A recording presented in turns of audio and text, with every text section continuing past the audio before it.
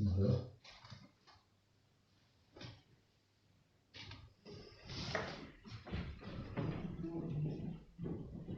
C'est vraiment, on a tous les trois les jambes croisées. Avec C'est une version défensive. Alors, donc vous nous direz, et c'est quand ça passe là qu'on commence. Hein. C'est bon. Bon là, on entendra tout. C'est le Non, niveau de pas son qu'on totalement. voit, c'est ça? Tu fais vocalement. Je peux pas faire vocalement parce qu'on va l'entendre en fait. On voit que c'est du pinard. Non, non. Non, c'est un signalement. On dit, on va regarder quand ça va commencer, je vais le faire. On ne voit pas s'il est là.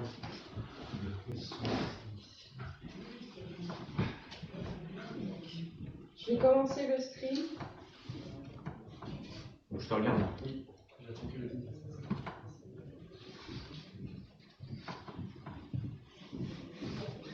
Alors toi c'est l'espace. C'est ça me rassure. Regardez là.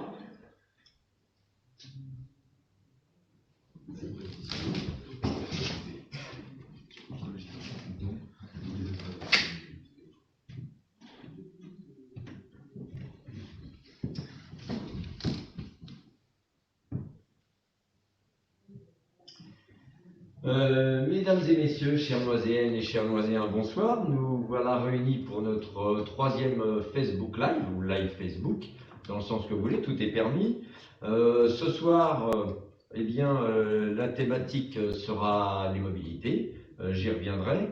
Je tiens à remercier Monsieur Romangin, qui est chef de service, exactement chef du service projet transport du conseil départemental de la Seine-Saint-Denis. Je tiens à remercier Monsieur Florent Lacaille-Albigès, qui est notre adjoint à l'écologie urbaine, allons-nous dire. Ça englobe l'ensemble, les mobilités, les parcs et jardins et d'autres choses. Et je tiens à remercier le service communication de la mairie et le cabinet, dont les agents ont fait de gros efforts pour améliorer les conditions que vous voyez, y compris techniquement, vous verrez. Et nous irons bien sûr en nous améliorant. Je tiens à vous remercier, vous, d'être présents ce soir, et puis peut-être dans les jours à venir pour visualiser ça a posteriori, et les personnes qui ont déjà posé leurs questions, comme on vous l'a indiqué, on vous l'a conseillé, nous les avons ici. Donc je tiens à remercier ces personnes qui ont posé des questions très précises, et nous essaierons d'avoir les questions les plus précises possibles.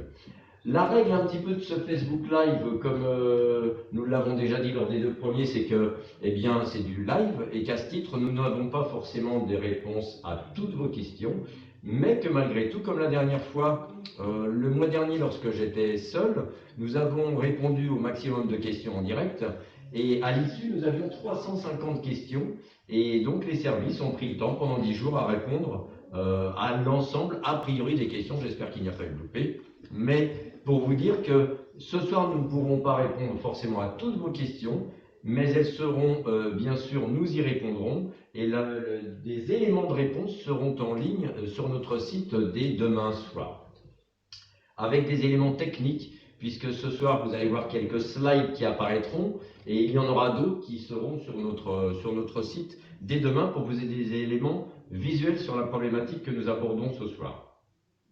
Alors, pourquoi les mobilités? Nous avons hésité à mettre transport et mobilité, mais les mobilités sortent un petit peu du cadre du transport en commun, parce que si on avait intitulé cela transport, eh bien ça n'aurait concerné que les transports en commun, et que la mobilité, eh bien c'est le fait de se déplacer d'un endroit à un autre. Et pour se déplacer, eh bien on peut utiliser différents moyens, dont nos pieds et nos jambes, et la piétonisation fera partie des éléments que nous aborderons ce soir, et c'est pour ça qu'il faut considérer aujourd'hui le transport sous diverses formes et surtout sur les mobilités, parce que le transport ce n'est pas que la voiture, le train et l'avion, et nous allons en parler. Alors pourquoi ce thème également? Parce que depuis que nous sommes aux affaires, depuis quelques mois, eh bien nous avons rencontré pas mal de personnes, et il s'avère que cette thématique, bien sûr l'aménagement est une thématique aussi qui prend beaucoup de temps et qui prend votre quotidien et le nôtre, mais cette problématique des transports et des mobilités, eh bien nous a montré que dans les 10 ans à venir, notre ville allait connaître des périodes de travaux fortes et des mutations énormes en termes d'offres de transport. Et donc, il nous est apparu aujourd'hui de l'importance de traiter cela aujourd'hui. Et bien sûr, il y aura d'autres thèmes à l'avenir et peut-être que nous réinterrogerons ce thème lors de notre mandature.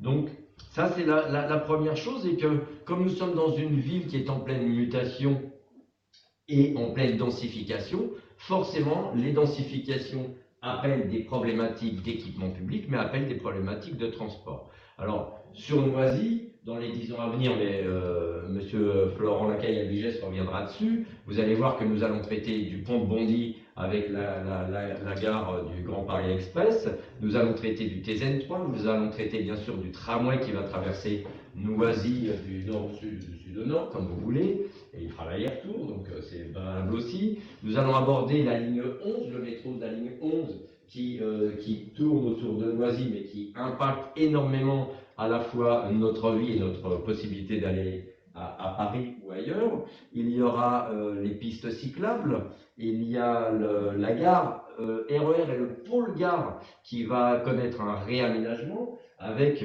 évidemment les conditions de transport également, et je l'ai dit, les pistes cyclables également. Donc voilà pourquoi nous avons abordé ce sujet qui va prendre votre vie pendant 10 ans. Et c'est vrai que nous allons subir les uns et les autres des nuisances pendant 10 ans, des gros travaux, mais ce sera pour un avenir meilleur en matière de mobilité, je l'espère. Pourquoi également les mobilités et le transport? Parce que c'est un thème éminemment politique. Alors certains ne veulent jamais faire politique, mais ils en font tous les jours malgré tout. Et je pense que ce problème est éminemment politique parce qu'il aborde d'abord l'aspect économique. Sachez qu'un quart des Français utilise dans son budget plus de 150 € par mois lorsqu'il utilise sa voiture, par exemple. Ou bien quelqu'un qui a des revenus moindres que quelqu'un qui a des revenus plus élevés, eh bien dans son budget, ça lui coûte 2 fois plus, le transport lui coûte 2 fois plus que les autres. Parce que sur d'autres éléments économiques, j'ai par exemple au niveau de la santé, voilà, j'allais dire économique, au niveau de la santé, eh bien nos déplacements en véhicules thermiques représentent 30% des émissions de gaz à effet de serre en France. Il y a 60 000 décès prématurés chaque année en France à cause de la pollution de l'air. Donc c'est un facteur économique, un facteur de santé publique, un facteur d'écologie et d'environnement, parce que vous en avez beaucoup entendu parler, que ce soit l'avion, que ce soit les paquebots, que ce soit les véhicules à moteur, eh bien, dégagent beaucoup de gaz à effet de serre, ce qui fait que ça contribue au réchauffement de la planète, et nous sommes tous conscients, je pense aujourd'hui, à part les climato-sceptiques, nous sommes tous conscients qu'il y a une forte nécessité, de toute façon, de réduire ce type de transport, ces types de transports qui sont polluants, et qui en plus sont profondément inégalitaires d'un point de vue économique, mais d'un point de vue de la santé publique, puisque nous, dans nos régions, et à Noisy, peut-être que Florent vous le dira tout à l'heure, l'autre jour tu as évoqué les chiffres dans le cadre de la ZFE, des pollutions que nous subissons à Noisy plutôt qu'à d'autres endroits. Il est prouvé que lorsque nous sommes dans des régions avec des régions plus pauvres, comme notre département, et que nous sommes plus pauvres, eh bien, nous avons plus de chances de mourir de mourir à cause de la pollution de l'air que dans d'autres régions. Donc ça a un impact fortement inégalitaire. Et bien sûr, je pense que cette crise sociale et sanitaire nous a montré que nous devions aussi changer nos habitudes d'une manière générale, et que nous ne sommes pas tous prêts à faire les mêmes sacrifices, les mêmes efforts, et qu'aujourd'hui, ceux qui polluent le plus, ce sont ceux qui payent le moins. Et nous qui vivons ici en Seine-Saint-Denis aujourd'hui, eh bien, nous payons beaucoup à tous les titres d'un point de vue économique et d'un point de vue de notre santé publique. Voilà un petit peu. Et puis le dernier élément qui nous a amené à traiter ça, c'est que Noisy-le-Sec est une ville historiquement qui traite du transport, puisque le bombardement du 18 avril 1944 est lié à ce nœud ferroviaire et à cette richesse ferroviaire que nous avions à Noisy, parce que Noisy-le-Sec est une ville cheminote, et qu'à ce titre-là, le transport fait partie de notre histoire. Et je salue le travail de l'association Noisy Histoire qui, l'année dernière, a fait un énorme travail sur la thématique du chemin de fer à Noisy. Voilà, alors je ne vais pas parler trop longtemps parce que le but c'est quand même d'avoir des éléments de réponse à vos nombreuses questions. Ce qui est apparu principalement dans les questions que vous avez posées, c'est la problématique du tramway, du T1, des pistes cyclables, du bus TZ3, de la gare RER et du pôle gare, et de la piétonisation et de la place de la voiture. Donc ce que je vous propose, c'est de laisser la parole à monsieur Florent Lacaille-Albigès, que je vais peut-être appeler Florent, hein, puisqu'on s'appelle comme ça tous les jours. Il va vous faire un petit topo des principales mutations que nous allons connaître, hein, et puis des principaux sujets liés à la mobilité. Et ensuite, eh bien, je laisserai la parole à M. Romangin qui vous fera un petit topo également. Et ensuite, nous répondrons d'abord à ces questions. Et je laisserai surtout la place à M. Romangin et puis à Florent pour répondre à vos questions. Voilà, je pense avoir été assez long. Je vous remercie. Puis Florent, je te cède la parole pour quelques minutes. Merci. Alors j'ai la lourde tâche de vous présenter un peu toutes les mutations liées au transport dans notre ville. Et c'est vraiment une tâche un peu compliquée parce qu'en fait il y en a énormément. Il y a à la fois 5 projets, Olivier tu le rappelais, 5 projets de transport lourd qui vont traverser notre ville. Et cela sans compter la prolongation du RER-E vers l'ouest qui intervient dès l'an prochain, dans 2 ans, 2022, qui est déjà une première mutation, même si on ne va pas la voir, puisque pour nous ça fait assez peu de travaux. Mais dans les mutations qui nous touchent directement, il y a donc le métro 11 qui va être le premier à arriver en 2023, le T1 et le TZN qui devraient arriver vers 2025-2026. La gare donc, du métro du Grand Paris, la ligne 15, au pont de Bondy, qui est donc le 5e énorme projet. Et puis, voilà, une dernière qui est le T11 Express, qui doit être prolongé donc, jusqu'à la gare de Noisy-le-Sec. Il y a eu des incertitudes à ce sujet, mais donc on sait aujourd'hui que c'est d'actualité. Enfin, d'actualité pour dans une dizaine ou douzaine d'années, mais en tout cas c'est confirmé, dirons-nous. Et l'autre énorme mutation dans nos déplacements, c'est, tu le mentionnais aussi, la zone à faible émission qui va s'étendre sur Noisy à partir de l'an prochain, au plus tard fin 2021. Et on sait que ça va toucher un certain nombre de véhicules. On estime à 2500 véhicules qui n'auront plus le droit de circuler pendant la journée, donc de 8h à 20h, au cours de la semaine dans notre ville. Donc c'est une mutation importante à laquelle nous devons faire face. C'est à la fois une difficulté, hein, on peut le comprendre, parce que la voiture est le moyen de transport d'un certain nombre de nos concitoyens, même si ce n'est pas pleinement satisfaisant pour nous. Et en même temps, c'est une opportunité pour changer nos modes de déplacement, aller vers des modes actifs, des modes doux, comme la marche, comme le vélo, comme la trottinette, comme plein d'autres choses qu'on peut imaginer.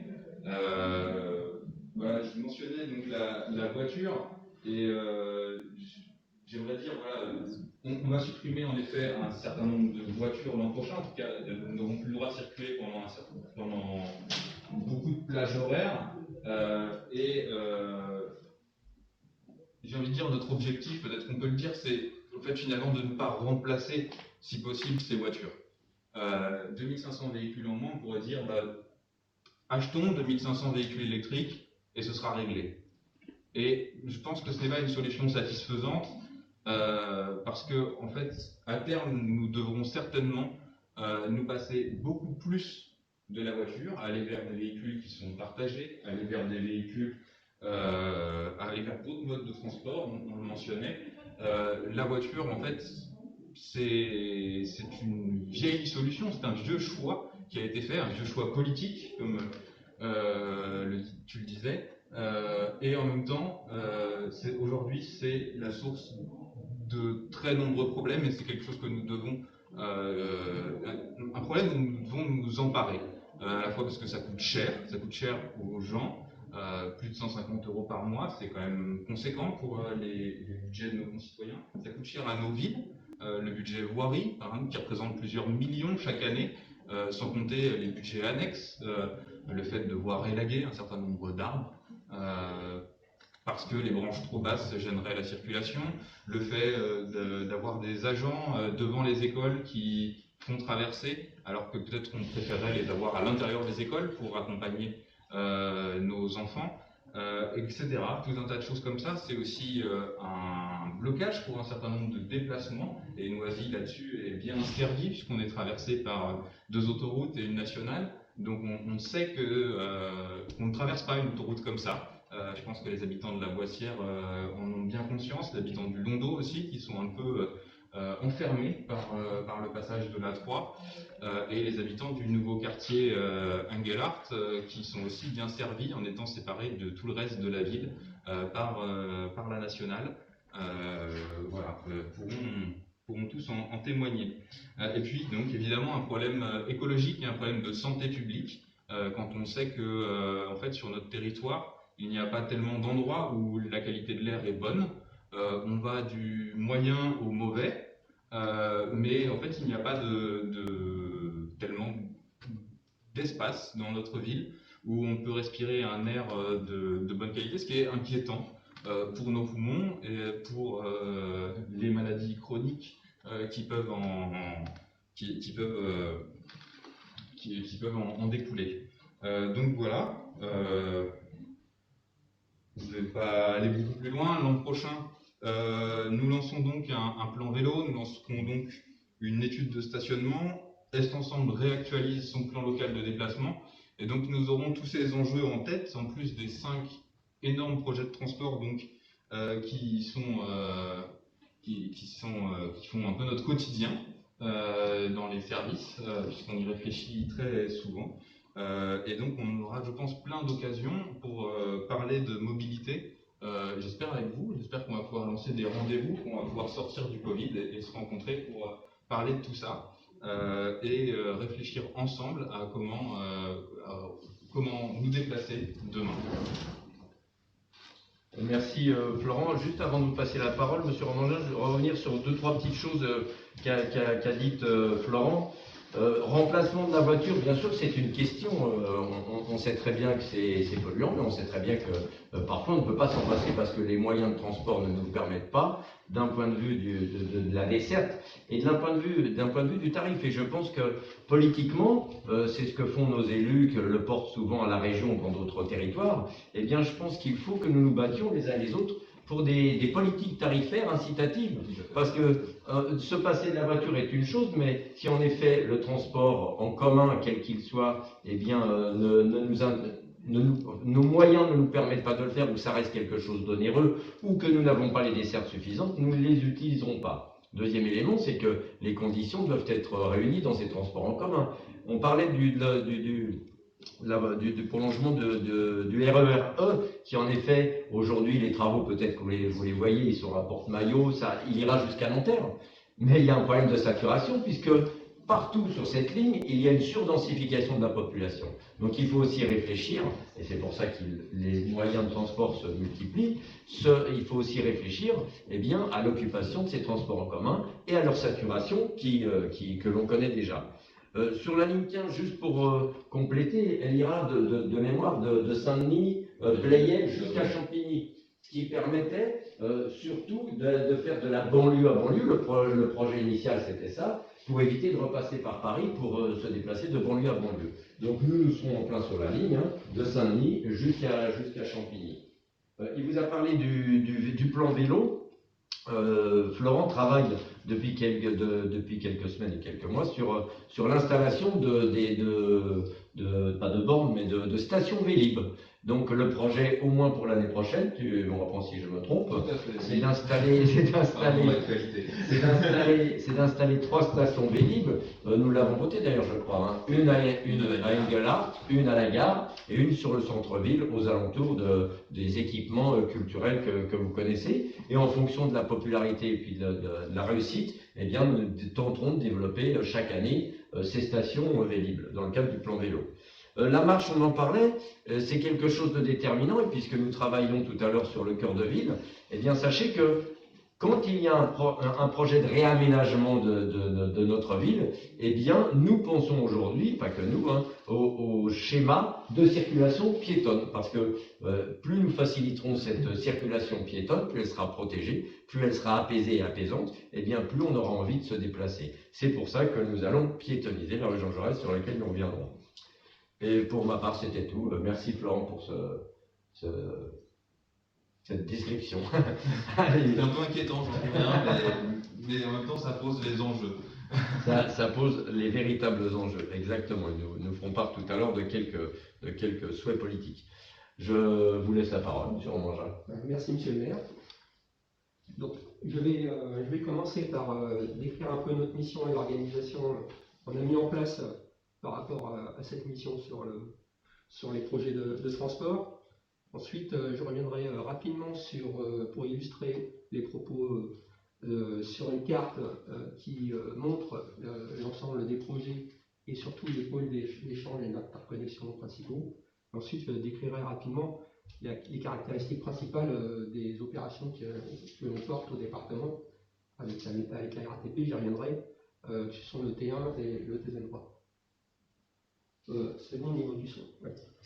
Plus fort. Plus fort. Il faut s'habituer à parler comme ça, donc allez-y, n'ayez pas peur.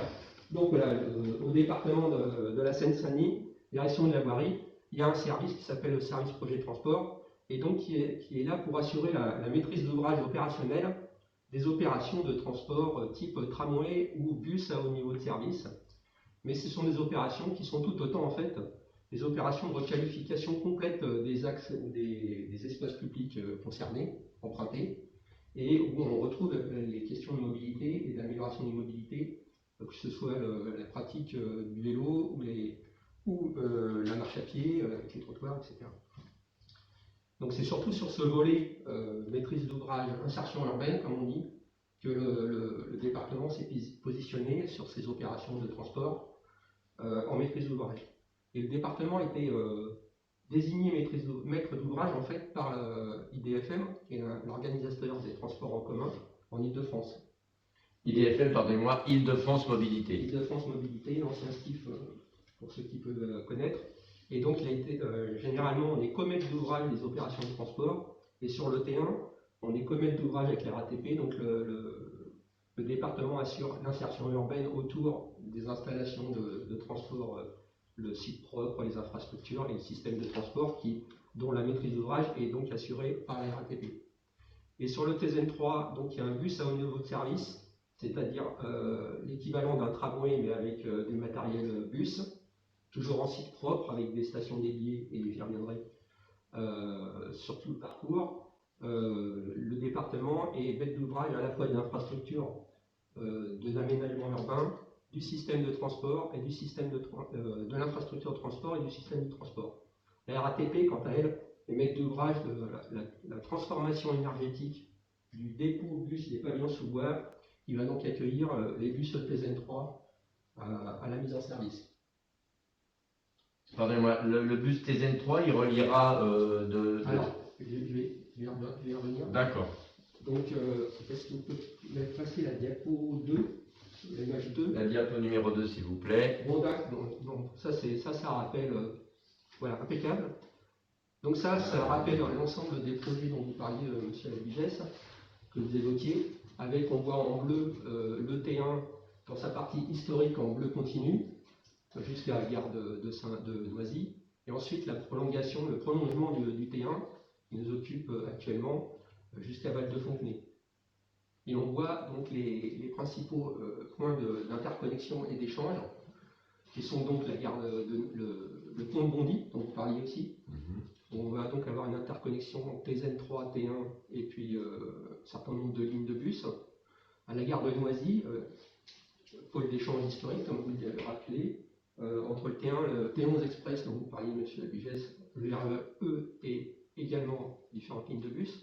Et puis la nouvelle liaison place Carnot, il offrira donc avec le nouveau T1 et les nouveaux métros ligne 11 à place Carnot un nouveau pôle d'échange et une nouvelle attractivité, une nouvelle accessibilité vers Paris.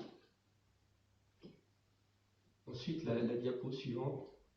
Voilà, donc ça c'est pour vous expliquer un petit peu donc, le prolongement. Il fait 10 km de Noisy-le-Sec à Val-de-Fontenay. Il y a 16 stations. Je confonds avec le TZN3.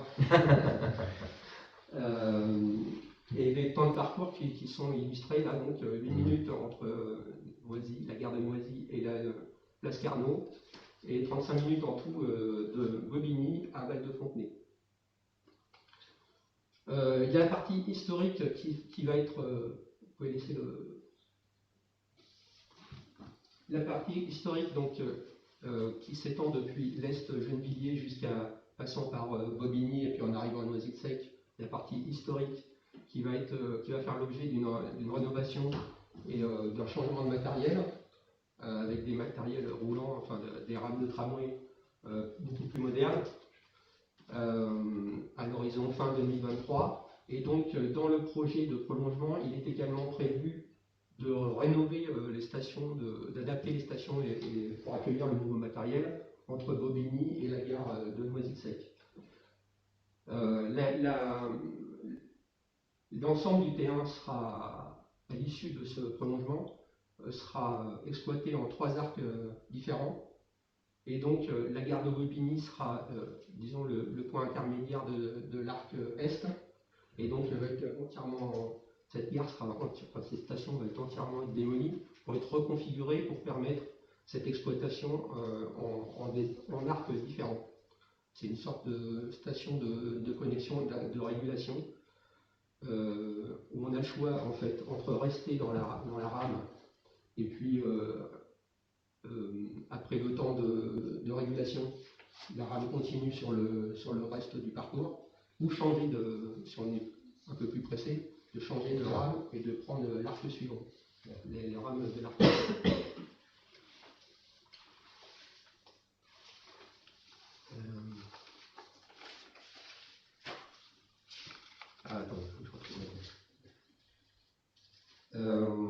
Donc ça c'était pour le T1. Il faut que je vous dise aussi, il faut remettre la... Remettez la diapositive. Merci. Voilà. C'est du live, hein. Ouais.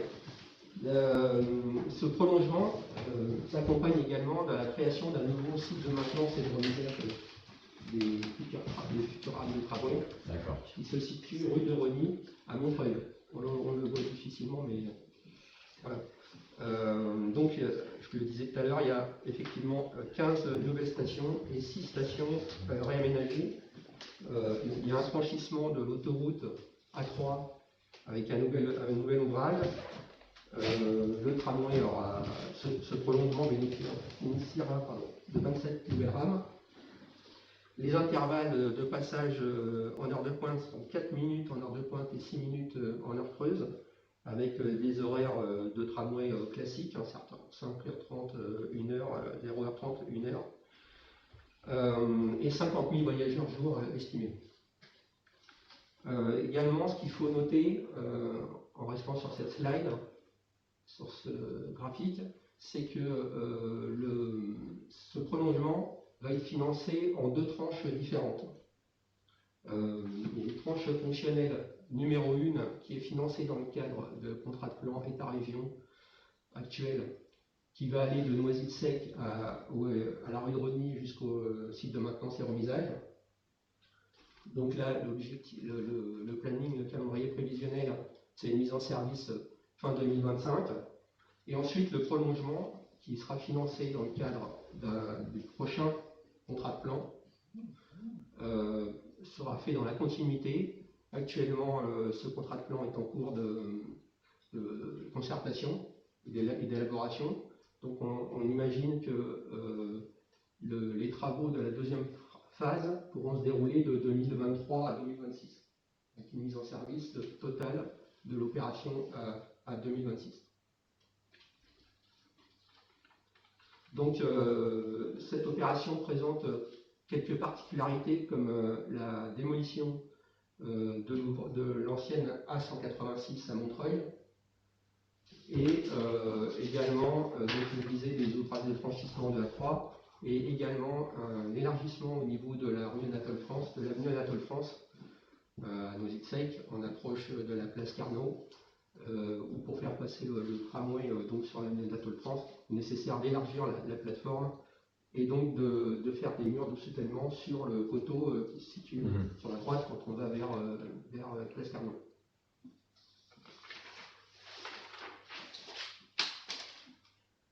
Et l'autre particularité, oui, vous l'aviez évoqué également, c'est la piétonisation de l'avenue Jean Jaurès, de la rue du centre-ville commercial Jean Jaurès. Après, je ne sais pas si... Non, mais, oui, donc ça c'est une vue de ce que serait potentiellement la rue Jean Jaurès. Tout à fait. Avec donc une piétonisation réservée au passage de tramway dans les deux sens, réservé aux riverains, aux livraisons de commerçants et bien sûr au secours. Donc une voie cyclable également aménagée, visualisée. C'est une voie piétonne mixte. Hein, oui. Il n'y a pas de marquage de voie cyclable. C'est un espace commun. On l'avait évoqué lors d'une réunion. Parce que c'est vrai que les vélos doivent savoir où ils roulent et les piétons doivent savoir où ils marchent pour ne pas se mélanger. Donc éventuellement, on peut mettre des pictos qui donnent un itinéraire privilégié pour le vélo. Oui, c'est ça, qu'on puisse se visualiser. Juste pour préciser, vous parliez tout à l'heure d'intermodalité un petit peu, c'est que l'avantage que nous aurons, c'est qu'au pont de Bondy, eh bien, nous bénéficierons du TZN3, qui ira à Pantin à peu près en 15 minutes, c'est ça, du pont de Bondy. Oui, c'est ça. Nous aurons donc le Grand Paris Express dont nous parlions et le tramway. Donc c'est là qu'on parle d'intermodalité, c'est qu'à Noisy, nous aurons cette première intermodalité ici. Ensuite, à la gare actuelle du RER-E, nous aurons le RER-E et le tramway. Et à Place Carnot, eh bien, nous aurons le tramway, le bus et la ligne 11 qui nous emmènera à Port-des-Lilas. Et de mémoire, je crois que cette ligne 11, lorsque nous partirons de la station près de Domus pour aller à Châtelet, je crois qu'elle nous amènera à Châtelet en 24 minutes de mémoire. Donc ce qui facilitera véritablement les changements de transport pour aller à Paris ou ailleurs beaucoup plus facilement. Je suis désolé, c'est tout. Ah oui, juste une précision. Donc vous parliez qu'à Bobigny, il y avait une forme de rupture de charge. Donc à Noisy, aujourd'hui, où le tramway s'arrête, il ne s'arrêtera, enfin il s'arrêtera, ce sera une station et ce sera plus un terminus. Voilà, ce sera une station classique. D'accord, ok. C'était une précision pour les Noisiennes qui nous écoutent, les Noisiens qui nous écoutent. Allez-y, je vous en prie. On a encore quelques minutes avant, encore 3 minutes avant les questions. Peut-être également une petite description rapide du TZN3. Allez-y, bien sûr, au contraire. La diapo 9, voilà l'image 9. Voilà donc un réaménagement complet de la RD 933 avec, comme je le disais, un bus à haut niveau de service en site propre, avec des stations dédiées et des priorités au feu, donc comme un tramway en fait. Hein. Donc 30 minutes l'ensemble du trajet, 21 stations, une requalification complète de l'axe point de vue urbain, avec de chaque côté des aménagements neufs de chaussées, d'itinéraires cyclables. Également sur le T1, je ne l'ai pas dit, mais il y aura un itinéraire cyclable continu sur le T1 et sur le TZN3 également. Une continuité d'alignement d'arbres d'alignement, des stationnements bien sûr lorsque c'est nécessaire et des trottoirs. Donc c'est le schéma que nous voyons, c'est vraiment du site propre, c'est totalement sécurisé et dissocié des voitures. Dissocié du reste des voitures. Donc là c'est une fréquence de 6 minutes en heure de pointe et 8 minutes en heure creuse. Ça des horaires équivalents à un tramway, de 5h à 0h30. Ça transporte, on est estimé en 42 000 voyageurs jour, donc c'est quasiment l'équivalent d'un tramway, enfin, On est à 50 000. de type T1. Donc voilà, et oui, je crois que j'ai à peu près tout dit sur Donc, il y a des points sur le terrain. Ben, merci. Écoutez, parce que de toute façon, maintenant, vous allez pouvoir répondre à des questions. Donc, si vous le voulez bien, nous passons aux questions. Alors, je vous propose de prendre les essentiels, mais nous répondrons à toutes celles qui nous ont été posées. Donc, par avance, je vous prie d'excuser les questionneuses et les questionneurs si je ne lis pas toutes leurs questions là, mais nous y répondrons sur le site. Alors, là, d'abord, une question de Colette. Nous avons essayé aussi de les rassembler. Donc, Colette et Michel ont posé des questions qui étaient surtout axées sur le Petit Noisy. Donc, je vais vous demander, vous Stéphane, la question de Colette et Michel. Le prolongement du T1 induira forcément des perturbations entre le pont de Bondy et la gare de Noisy. Pouvez-vous donner les détails sur ce tronçon ainsi que le calendrier des travaux? Oui, donc les travaux les travaux entre Pont de Bondy et la gare de Noisy sur l'avenue Gallieni vont être de deux ordres.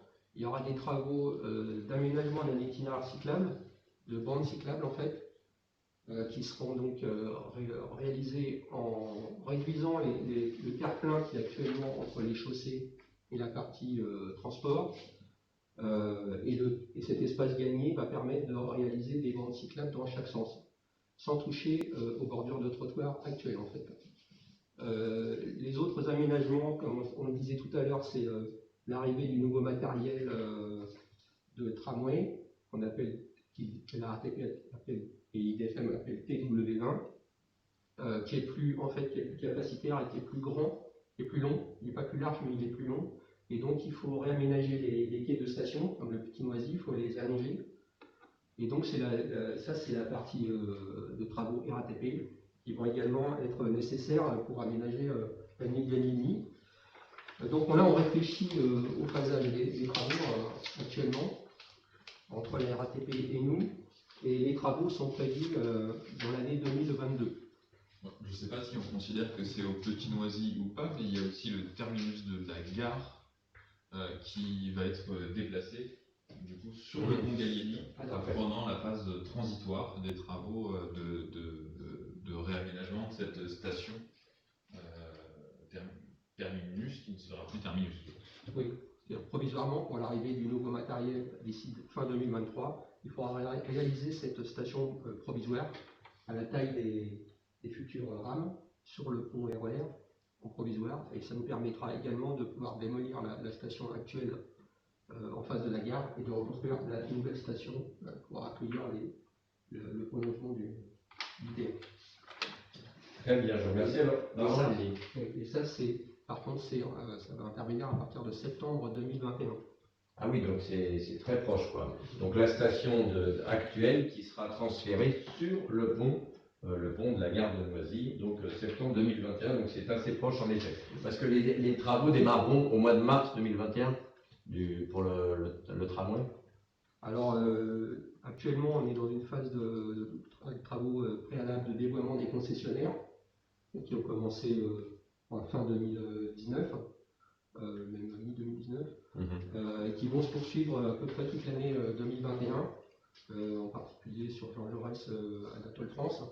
Et c'est à partir de ce qui va se passer en 2021, c'est ces travaux concessionnaires, c'est le démarrage des travaux des murs à Anatole France dont je parlais tout à l'heure pour les bâtiments, et c'est la station provisoire à Noisy, à la gare de Noisy-Sec. Et les aménagements en tant que tels du T1, l'aménagement urbain et de transport, vont commencer plutôt en 2022. D'accord. Une question pour vous de nouveau sur alors la plateforme sera-t-elle végétalisée et a-t-on un détail de la plantation des arbres? Sur la piste cyclable, vous avez déjà répondu. Donc est-ce que la plateforme sera végétalisée? Alors, le prolongement, la plateforme du prolongement sera végétalisée au maximum en dehors des stations, des nouvelles stations, puisque en fait par retour d'expérience, là je parle pour la RATP en fait, hein, mais par retour d'expérience, s'est aperçu que c'était très dégradé au niveau des stations lorsque c'était végétalisé. Donc il est préférable pour la pérennité de l'ensemble de l'aménagement que les stations ne soient pas végétalisées, en dehors des carrefours bien sûr, et puis lorsque les tronçons sont trop courts également entre une partie minérale et une autre. Mais sinon, le prolongement, il est végétalisé au maximum. Concernant l'avenue Gallieni qui existe déjà entre le pont de Bondy et la gare de Noisy-le-Sec, la plateforme elle n'est pas reprise, elle reste dans l'état, elle reste dans le même traitement qu'aujourd'hui. Ce qui permet d'ailleurs de continuer à faire rouler le tramway pendant la période de travaux. Oui, bien sûr. Donc une question pour toi, Florent. Là, une question de Virgile. L'arrivée du tramway doit chambouler la mobilité des Noiséennes et Noiséens. Cependant, aucun plan clair n'a été partagé pour l'aménagement des rues adjacentes, Gambetta, Carnot, Cochu, Barbus. Quand aurons-nous de la visibilité sur ce projet et quand pourrons-nous débattre de façon citoyenne pour co-construire ce projet? C'est une question pour toi. C'est une question dense qui concerne beaucoup de rues. On pourrait ajouter celles qui sont aussi de l'autre côté de la rue Jean Jaurès, que ce soit Sémar, Bergerie, Verdun, et tous les itinéraires de contournement qui permettront de circuler dans l'autre sens, ou qui pourraient permettre, selon les options qu'on choisit, de revenir de la gare vers la mairie. Eh bien, pour ce qui est notamment de Carnot et Cochu, qui est une question qui a été beaucoup posée, il y a eu plusieurs réunions publiques organisées avec le département. Et normalement, on est en train de convenir d'une réunion pour déterminer définitivement le sens de circulation, c'est-à-dire est-ce qu'on retourne, puisqu'il y a deux scénarios encore envisagés, est-ce qu'on change le sens de circulation de Carnot ou est-ce qu'on change le sens de circulation de Cochu, finalement, qui sont les deux possibilités. Dans la semaine du 21 décembre, on devrait trouver une date et donc retenir une option définitivement, avec évidemment en concertation avec les habitants. Pour les autres, je ne crois pas qu'il y ait de date pour le moment, il n'y a pas de chamboulement. Finalement, je suis en train d'essayer de retenir toutes les rues qui ont été citées, mais Gambetta, je crois qu'il n'y a pas tellement de changement de circulation. Il y aura certainement une inversion de la rue Clémenceau, puisque sinon elle n'aboutit plus sur rien. Enfin, aucune voiture ne pourrait venir de Jaurès et aller en direction de Kersémar, donc je pense que son sens sera changé, mais ça relève là pour le moment plutôt de l'évidence que d'un débat aussi compliqué que Carnot et Cochu. Peut-être une précision, c'est pour que vous le sachiez, vous qui nous regardez, c'est que, en effet, la piétonisation de cette rue Jean Jaurès, induit forcément un nouveau schéma de circulation dans beaucoup de rues. Donc, je ne sais pas si on pourra vous mettre sur Internet les propositions, qui sont des propositions, puisque rien n'est définitivement entériné, par exemple, sur la question de Carnot, Cochu, Barbus, ou comme d'autres, et ça va également modifier le parcours de certains bus. Donc tout ça, c'est dans les réunions publiques, puisque on vous a bien dit qu'il faudrait attendre 2025 pour que ce soit terminé, mais dans les différentes réunions publiques, on vous informera, on échangera avec vous, on co-décidera, dans le cadre de l'intérêt collectif, bien sûr, toujours. Et il y aura aussi une maison de projet, nous ne savons pas encore si nous la mettrons rue Jean Jaurès, où vous aurez quelqu'un du département, quelqu'un de la RATP, régulièrement avec des horaires que vous pourrez venir rencontrer pour poser toutes les questions que vous vous posez là. C'est-à-dire que vous n'allez pas être livré à vous-même pendant les 5 années qui nous séparent du projet définitif, mais régulièrement, y compris avec les commerçants. Il y a un gros travail qui sera fait avec les commerçants et un référent à la fois du département, de la RATP qui sera là régulièrement. Peut-être une question pour vous, sur la lisibilité des informations sur votre site et sur le site qui serait infecté. Oui. Et la mise à jour des documents. Oui, alors effectivement, il y a le site du T1 qui est valide, qui fonctionne, sur lequel on met les actualités. On essaye de tenir à jour l'actualité, notamment pour informer au mieux de l'avancée des travaux et des prochains travaux. Donc j'invite les personnes à pouvoir se brancher, enfin se connecter à ce site pour avoir le maximum d'infos. Alors bien sûr, c'est pas la seule manière qu'on a d'informer les personnes. On va faire des flash infos, on en fait déjà, des flash infos qui permettent d'annoncer en amont l'arrivée des travaux à tel endroit pour telle période, etc. Et puis, mais j'y reviendrai tout à l'heure, il y a aussi donc, des agents de proximité qui sont là aussi pour pouvoir donner des informations comme vous le disiez. Alors ce site-là, sur le T1, il fonctionne. Il n'y a pas de souci particulier. Par contre, sur le TZN3, malheureusement, notre site a été piraté et on n'arrive pas à le remettre en fonction à l'heure actuelle. Alors on a une page Facebook, si on tape TZN3 Facebook, on trouve une page Facebook avec des informations assez génériques malgré tout. Et donc notre objectif, c'est dès début de l'année prochaine, d'ici mi-l'année prochaine, de rebâtir un site internet pour le TZN3 qui soit enfin accessible et à jour. D'accord. Alors nous allons peut-être un peu sortir alors nous allons varier les plaisirs. On va rester juste une dernière question sur le T1 parce qu'il y a d'autres questions sur d'autres thématiques. Alors là, est-ce qu'il est prévu de changer de tramway T1 qui est vraiment ancien? Donc on a répondu, c'est le W020, c'est ça le nouveau modèle? TW20, bon j'avais un peu dans le désordre, mais j'ai le droit. Une question, comment se ferait l'installation du marché si la rue Jean Jaurès est piétonne? Elle ne sera pas piétonne dans son intégralité, elle s'arrête rue Bouquet et permettra, avec un nouveau schéma de circulation, bien sûr, qui permettra aux commerçants du marché de continuer de venir s'installer. Par ailleurs, les livraisons resteront autorisées a priori dans les heures où il n'y a pas de circulation, je crois, du tram. Oui. Donc, c'est-à-dire tôt le matin, ce qui, pour le marché, convient plutôt pas mal. Tôt le matin dans la rue Jean Jaurès et dans les projets, il est prévu de créer ou de conserver des aires de livraison sur les voies adjacentes. Adjacentes pour permettre quand même, pendant le fonctionnement du tramway, d'avoir des aires de livraison. Une autre question en ce moment, mais il se transforme en parking géant. Bon, une question qui n'a pas tout à fait liée. Le rond-point du 11 novembre a été rénové à merveille, mais il se transforme en parking géant avec des véhicules garés en totale infraction sous l'œil d'une caméra de la police municipale. Que comptez-vous faire?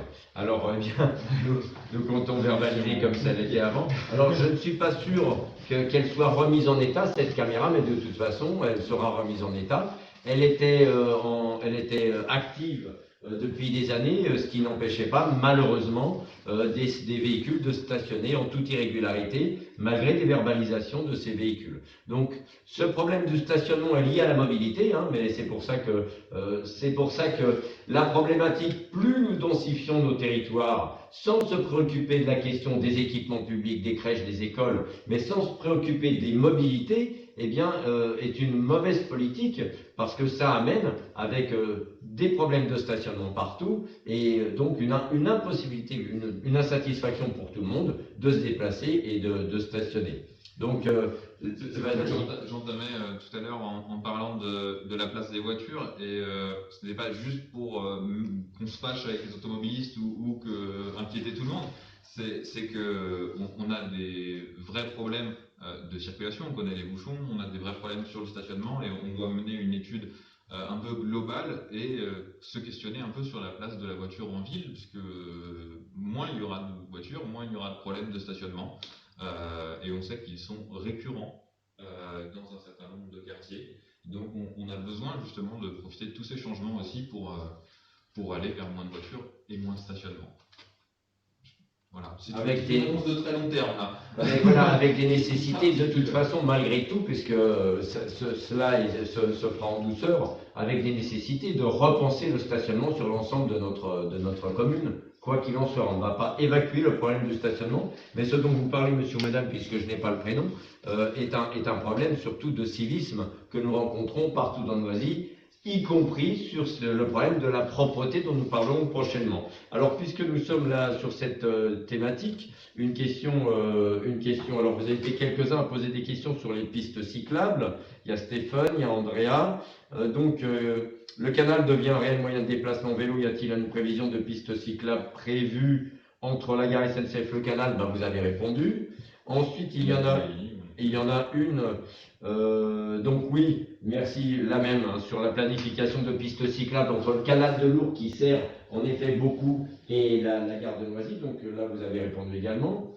Alors, une autre question de Virgile. La rue Michelet a récemment été pourvue d'une piste cyclable protégée. Quelles autres rues pourront bénéficier des mêmes faveurs? Donc je me tourne vers vous peut-être parce qu'il y a un plan départemental avec l'ensemble des pistes cyclables que vous voyez aujourd'hui apparaître un petit peu partout, la 5 s'il vous plaît. Donc c'est ce qu'on a appelé, je crois, les pistes Covid, mais qui ont vocation peut-être aussi à rester, à pérenniser. Oui, c'est plus que les pistes Covid. Hein. Enfin, les pistes Covid ont pu prévisualiser préexister par rapport à ce plan, mais ce plan est le plan de développement du département pour un département 100% cyclable d'ici 2024. Donc comme on ne le voit pas écrit ici, mais parce que c'est trop petit, mais il s'agit quand même de créer 250 km de pistes nouvelles d'ici 2024 sur les routes départementales. Et là on aperçoit un petit peu en bleu tous les nouveaux itinéraires qui vont être créés. Tout ce qui est en bleu sont les futurs itinéraires. Ouais. Donc on voit que Noisy est concerné. Il y a la rue de Brément aussi, me semble-t-il, dans vos projets. À Noisy, il y a notamment la rue de Brément, il y a la rue du Parc qui doit être intégralement couverte en piste cyclable, c'est-à-dire jusqu'en haut. Actuellement, ça s'arrête au croisement avec Paul Vaillant-Couturier. Pour l'instant, il n'en est pas trop question sur la rue de Paris, puisque le canal de Lourdes fait à peu près le même trajet. Il y a une réflexion sur l'avenue de Rosny. Mais c'est compliqué, donc on va faire une petite portion de l'avenue de Rosny. A priori, le département doit faire une petite portion de l'avenue de Rosny, celle où il y a le plus de place. Et dans la partie qui est beaucoup plus étroite, eh bien en fait, mais je ne veux pas me fâcher avec les automobilistes encore une fois, parce qu'il faudrait probablement la mettre en sens unique. Mais ça demande quelques études de circulation, oui. C'est une question un peu délicate. La rue de Paris, la réflexe s'arrête pas, vous parlez? Oui. Tout à fait, la rue de Paris. Celle-ci a un itinéraire cyclable dans le cadre du TZ. Dans le cadre du TZ, évidemment, oui, dans les contre-allées, en effet, je l'oublie. Donc, une question de Stéphane K. Sur le pôle gare. Alors, on change un petit peu. Là, nous sommes sur la gare RER et le pôle gare. Alors, vous avez bien compris, hein, sur les pistes cyclables, que nous faisons le maximum, que ce soit le département et nous, mais qu'en aucun cas nous souhaitons opposer les uns et les autres. Hein. On ne veut pas opposer les cyclistes aux piétons, aux véhicules automobiles, et que nous réfléchissons à faire en sorte que tout ça s'accommode d'un futur schéma de circulation, d'une transformation de ces schémas de circulation, bien sûr pensée et en douceur. On va pas, toutes les choses ne vont pas changer du jour au lendemain. Non, c'est pas parce qu'on veut réduire le nombre de voitures qu'on est obligé de couper toutes les routes et les voilà. mettre toutes en sens unique. Par exemple, pour rassurer certains qui doivent s'inquiéter. Une question sur le pôle gare. Alors c'est peut-être pour toi Florence, suite à la concertation, c'est une question de Stéphane, pardonnez-moi, suite à la concertation, quel projet est retenu sur les 3 présentés initialement? Et où trouver les détails, planning et spécifications? Spécificité aussi. Voilà. Alors Florence. Alors, en effet, il y avait 3 propositions et la décision n'est pas encore parfaitement définitive, on va dire. Alors, si je résume, il y avait une solution 1 qui était de faire un grand parvis devant la gare en supprimant le café La Rotonde, dans ce bâtiment où il y a boulangerie, pizza et un café.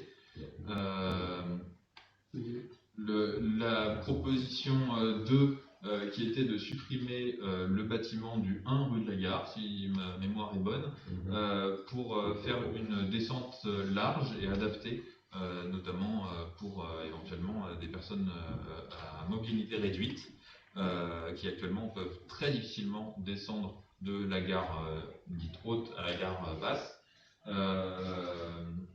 Donc voilà, le passage d'un parvis à l'autre serait adapté. et une proposition 3 qui était de faire les deux, un grand parvis en haut et une descente adaptée vers le parvis bas. Alors on s'orienterait plutôt sur les solutions 2 ou 3, c'est-à-dire des solutions qui permettent notamment la circulation entre le parvis haut et le parvis bas, qui nous semble être un élément essentiel. L'ensemble, en gros, mais nous vous mettrons sur le site demain, lié, là, c'est très bien, lié là.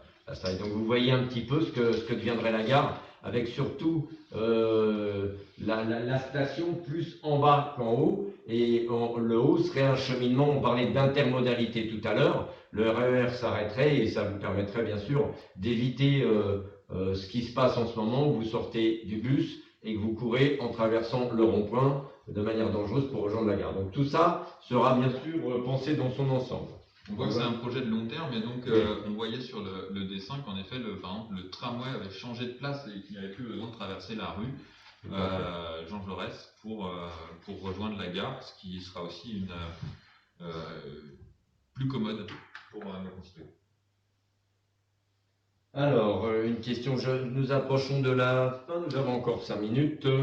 Donc, qu'y a-t-il comme question? Largeur insuffisante, des trottoirs, bon, ça c'est un peu compliqué, hein, les trottoirs, on y répondra, nous y répondrons sur la largeur insuffisante des trottoirs, l'état des trottoirs. Là, j'ai une question, quelles avancées concernant les divers problèmes de stationnement gênants se situant vers la rue de Paris, Canal de l'Ourcq? Alors, on l'a dit, on pourrait prendre les rues de Noisy une par une, et les rues de Bondy une par une, et les rues du département une par une. Nous sommes conscients de toute façon des problèmes de stationnement.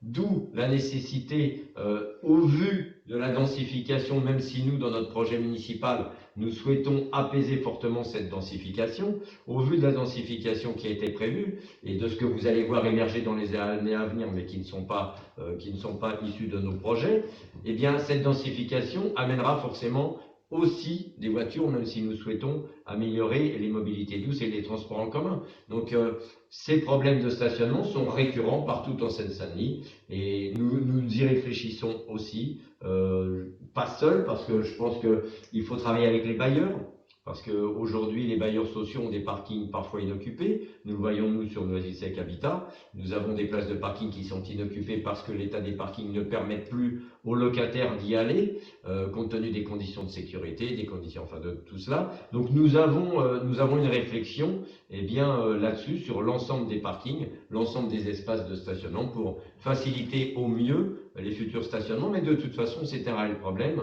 comme ça nous a été évoqué, rue Lucie-Aubrac, rue de la Chasse, on a des questions de cet ordre-là, donc du nord au sud, de Noisy, d'est en ouest. Peut-être répondre à madame sur la rue de la Chasse, sur la circulation assez rapide et sur la voie en contresens des vélos, on en parlait, Florent. Alors en fait, là pour le coup, la réponse est finalement assez simple. C'est une obligation légale. En fait, la rue de la Chasse est limitée à 30 km/h. Alors je ne dis pas que c'est respecté. Je pense qu'il y a encore un peu de marge avant que cette voie en effet soit réellement à 30 km/h, dirons-nous. Et il y a peut-être des aménagements à ajouter. Je pense que des panneaux ont été rajoutés relativement récemment, et puis on a essayé de traiter des problèmes dans la rue des Guillaumes, qui est assez proche. Tout récemment, on y était avec Jean-Luc Le Corollaire, qui est l'adjoint en charge de la voirie, et je sais que voilà, il y a des évolutions en cours. Je pense que la rue de la Chasse sera dans les prochaines, où on va essayer de faire respecter le plus possible ce 30 km/h. Pour ce qui est du contresens vélo, donc c'est en fait une obligation légale. Toutes les rues à 30 km/h peuvent légitimement être prises par les vélos à contresens. Et donc oui, il y a un marquage, mais simplement parce que le contraire, ne pas le marquer, serait peut-être encore plus mettre en danger les cyclistes. Nous sommes conscients aussi que sur ces voies où le vélo, ces voies limitées à 30 km/h, où le vélo peut circuler dans l'autre sens, c'est dangereux, puisque sur certaines de nos rues, cette voie, puisque ce n'est pas une piste, cette voie est à proximité des voitures et il suffirait que quelqu'un ouvre sa porte de voiture. On nous l'a déjà dit, mais comme l'a dit Florent, une rue limitée à 30 nous oblige d'indiquer que ces voies peuvent être empruntées par des cyclistes. Peut-être qu'il faut dire quand même que ce n'est pas juste une loi absurde qui nous permettrait de... Voilà. C'est aussi lié aux statistiques, hein, et en fait, on remarque que pour les vélos, alors c'est pas forcément plus rassurant d'avoir des voitures qui arrivent en face, mais en revanche, on les anticipe plutôt mieux. Je dis on parce que je suis souvent en vélo, et donc en fait, il y a plutôt moins d'accidents, aussi contre-intuitif que ça puisse paraître pour ceux qui le vivent, quand les vélos prennent des contresens. Voilà, donc voilà. Ce n'est pas seulement qu'on est tributaire d'une loi, c'est aussi que la loi a une logique. Stéphane, vous voulez rajouter quelque chose? Écoutez, là alors il y a des questions qui étaient posées encore, mais je pense auxquelles nous avons répondu les uns et les autres, Monsieur Mangin, dans ces interventions. Donc je vous propose de nous arrêter là.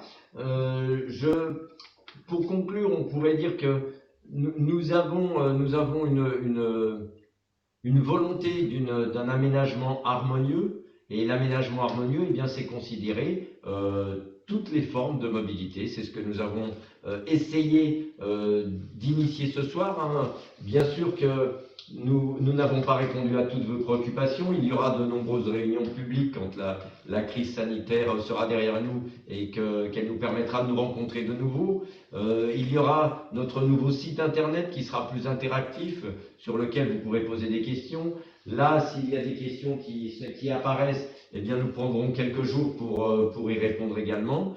Donc, nous n'avons pas la prétention d'avoir répondu à tout. Nous avons juste eu la volonté de traiter cette question et de la rendre un peu plus accessible à tous, et puis d'avoir un petit peu traité l'ensemble des problématiques, mais pour que vous ayez conscience que ces 10 ans de travaux que vous allez subir, que nous allons subir collectivement, parce que nous allons devoir gérer d'autres choses avec ces travaux, eh bien nous espérons sera pour du mieux dans une ville plus apaisée, avec des revendications que nous porterons politiquement, nous, par ailleurs. La gratuité, je parlais tout à l'heure de politique incitative tarifaire, eh bien la demande que nous faisons de la gratuité des transports ou du pass Navigo payé comme ça l'était par département, eh bien sont des batailles politiques que nous devons mener. Et puis penser, en effet, on parlait tout à l'heure de la Z à faible émission, eh bien privilégier, pour ceux qui ne peuvent pas se passer de voiture, privilégier le remplacement de ces véhicules qui ne pourront plus rouler par des véhicules électriques.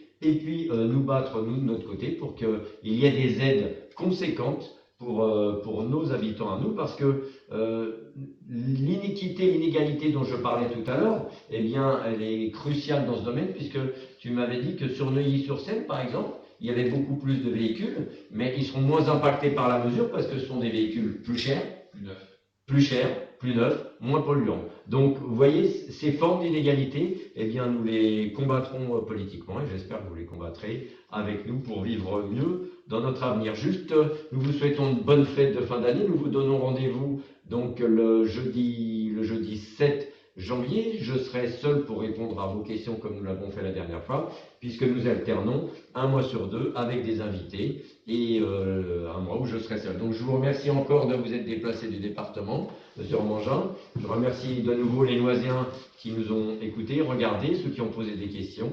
Et puis Florent, merci. Et puis je remercie les services qui ont permis d'améliorer, vous avez vu, les conditions, hein, se sont améliorées à la fois techniques et puis environnementales. Donc bonne fête à vous et merci à vous. À bientôt. Au revoir.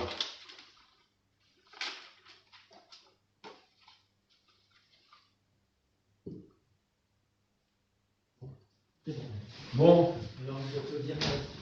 Quoi? Vous avez envie d'applaudir, mais...